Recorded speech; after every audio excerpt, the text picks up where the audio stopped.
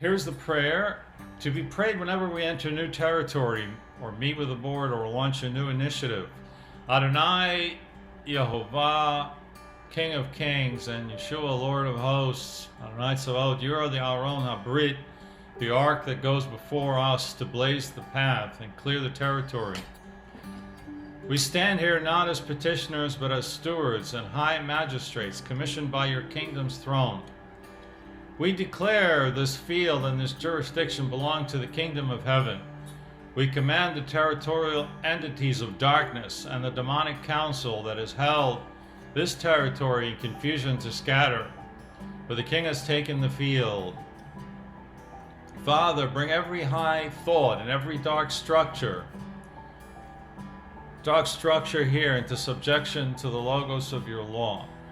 We refuse the role of project manager of my own life. I am the servant and steward of your advance. Let your holy presence rest here, and let the false narratives of this age be burned away in the fiery heat of your holiness. Kuma, Yehovah, arise, Yehovah, and let your enemies be scattered by the authority of Yeshua HaMashiach, the Lord of Lords and our Messiah King. Amen.